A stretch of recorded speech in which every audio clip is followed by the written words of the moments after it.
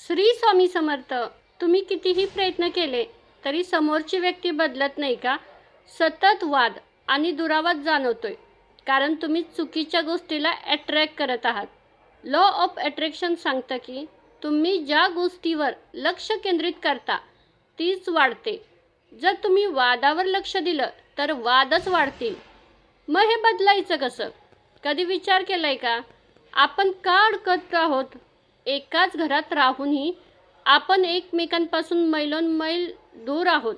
Law of attraction सांगतं, तुम्ही जेवढ्या आग्रहाने दुसऱ्याला बदलण्याचा प्रयत्न करता तेवढ्याच वेगानं ती व्यक्ती तुमच्यापासून दूर पळते. पण ही असं का होत असेल, हेच जाणून घेण्यासाठी आजचा व्हिडिओ शेवटपर्यंत बघा. नातं सुधारण्याची पहिली पायरी म्हणजे तक्रार करणं थांबवणं.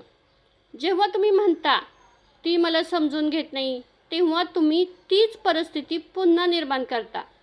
आजपासून एक नियम करा, त्या व्यक्तीबद्दल एकही वाईट शब्द बोलू नका किंवा एकदाही वाईट विचार करू नका. मनातली जुनी गाठ सोडा, तरच नवीन प्रेमाला जागा मिळेल. कल्पना करा, तुमचं नातं अगदी तसंच झालंय जसं तुम्हाला हवं होतं. तुम्ही दोघं हसताय, फिरताय, एकमेकांचा आदर करताय. तुम्हाला जो पाहिजे तो आनंद आत्ताच अनुभवा. जणू काही सर्व काही ठीक झालं आहे. तुमचं मन जेव्हा हे खरं मानतं ना, तेव्हा ब्रह्मांड ते सत्यात उतरवतं. दिवसभरात हे 3 मंत्र म्हणा. आमचं नातं दररोज अधिक घट्ट होत आहे. मी प्रेमासाठी पात्र आहे आणि मला भरभरून प्रेम मिळतंय. माझ्या आयुष्यात शांतता आणि समजूतदारपणा आहे. हे शब्द तुमच्या सबकॉन्शियस माइंडला रिप्रोग्राम करतील. फक्त विचार करून चालत नाही, तर तसं वागावं लागेल.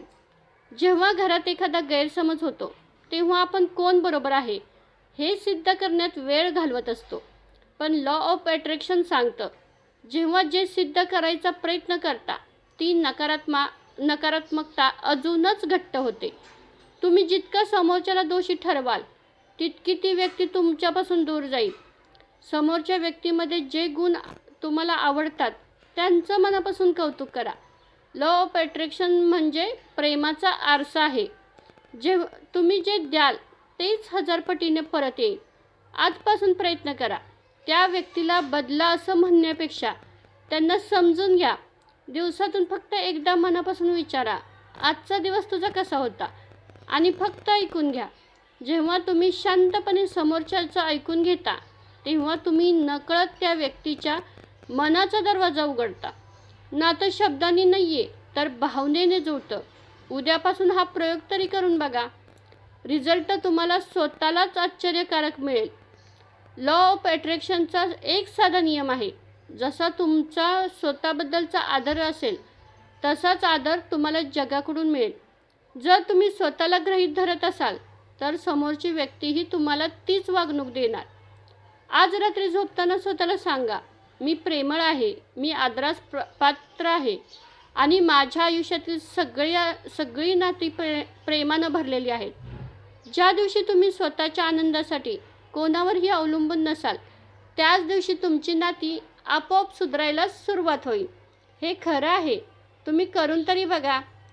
आपण घरात राहतो आपण सगळे सोबत, पण तरीही मनातली दरी का वाढत असते? तुम्हाला माहिती आहे का? आपल्या घरातल्या शांततेपेक्षा आपण वादावर जास्त लक्ष देतोय. नातीही रक्ताने नाही तर विश्वासाने आणि प्रेमानं टिकतात. आधी स्वतःला बदला, मग जग आपोआप बदलेल. एखाद्याला जिंकण्यासाठी तलवारीची नाही आहे तर तुमच्या प्रेमाच्या 2 शब्दांची गरज असते. आजच सुरुवात करा. जेव्हा तुम्ही कोणावर तरी मनापासून प्रेम करता ना, तेव्हा पूर्ण ब्रह्मांड तुम्हाला त्या व्यक्तीच्या जवळ आणण्यासाठी मदत करतं. तुम्ही जे विचार करता तेच तुमच्या आयुष्यात घडतात. आजपासून विचारांची दिशा बदला. नात्यांची दिशा आपोआप बदलेल. ब्रह्मांड त्याच गोष्टी तुमच्यापर्यंत पोहोचवतं ज्याच्यावर तुमची ठाम श्रद्धा असते. प्रेमावर विश्वास ठेवा, प्रेम नक्कीच मिळेल. आपल्या मनाची हीच ताकद आहे. तुम्ही जे पेरता ना तेच तुम्हाला फळ म्हणून मिळतं. प्रेम पेरा, आनंद मिळेल. तुमच्या आयुष्यातील प्रत्येक नात्याचा आरसा तुम्ही स्वतः आहात. स्वतःच्या प्रेमात पडलात तर जग तुमच्या प्रेमात पडेल. दुसऱ्याला बदलण्याची सक्ती करण्यापेक्षा स्वतः इतकं सकारात्मक बना की समोरच्याला तुमच्या सहवासात शांतता मिळेल.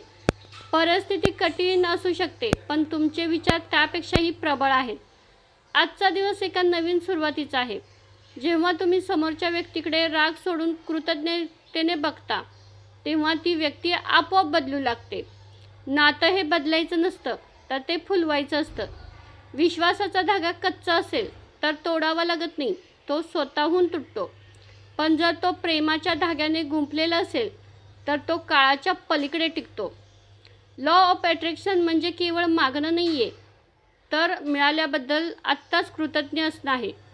तुमच्या आयुष्यातील प्रत्येक नात्याबद्दल आजच आभार माना. दुसऱ्याला बदलण्याची सक्ती करण्यापेक्षा स्वतः इतकं सकारात्मक आणि शांत बना की समोरच्याला तुमच्या सहवासात घर वाटेल. तुमचं नातं म्हणजे तुमच्या विचारांचं प्रतिबिंब आहे. जर तुम्हाला नातं सुंदर हवं असेल तर आधी तुमचे विचार सुंदर करा. माणसं परिस्थितीमुळे नाही आहे, तर विचारांमुळे एकमेकांपासून दूर जातात. आजच तुमच्या विचारात प्रेम भरून बघा, अंतर आपोआप कमी होईल. ब्रह्मांड तुम्हाला ते देत नाही जे तुम्हाला हवं आहे, ब्रह्मांड तुम्हाला तेच देतं जे तुम्ही स्वतः आहात. जर तुम्हाला प्रेमाची अपेक्षा असेल तर आधी प्रेम देण्यास शिका. ज्या व्यक्तीला तुम्ही नात्यात शोधत आहात ती व्यक्ती खरं तर तुमच्या सकारात्मक ऊर्जेच्या प्रतीक्षेत आहे. ती ऊर्जा आजच पाठवा. तुमच्या आयुष्यातील प्रत्येक व्यक्ती ही एक शिकवण आहे.